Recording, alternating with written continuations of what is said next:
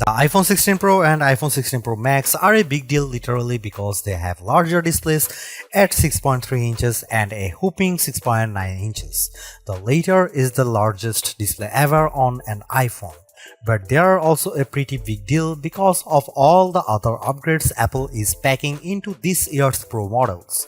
Both the iPhone 16 Pro and 16 Pro Max get a new A18 Pro chip that's designed from the ground up for Apple Intelligence features and a new dedicated camera control button that's designed to make everything from zooming to changing focus depth easier.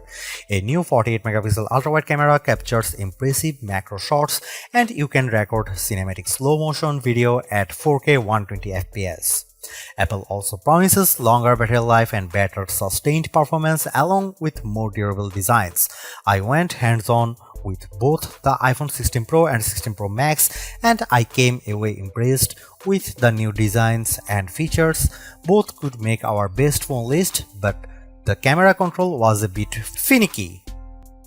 The iPhone 16 Pro and 16 Pro Max start at $999 and $1,199 respectively and go on sale September 20. Pre-orders start Friday, September 13. The iPhone 16 Pro starts with 128GB of storage and the iPhone 16 Pro Max has 256GB standard. You can get 256GB on the regular Pro for $100 more, 512GB for $1,299 and 1TB for $1,499. The iPhone 16 Pro Max costs $1,399 for 512GB and $1,599 for 1TB.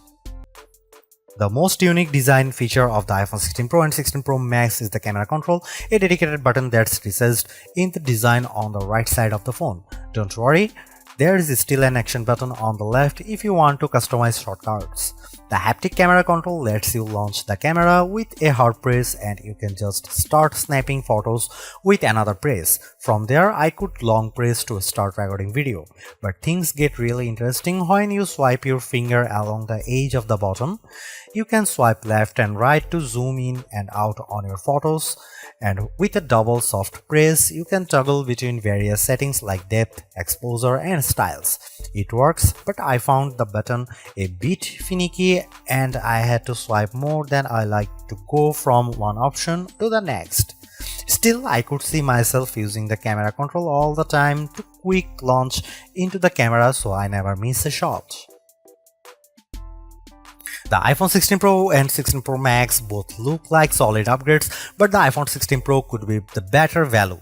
You get the same 5x telephoto zoom as the larger Pro Max in a smaller design and the screen is big enough where you might not have Max envy.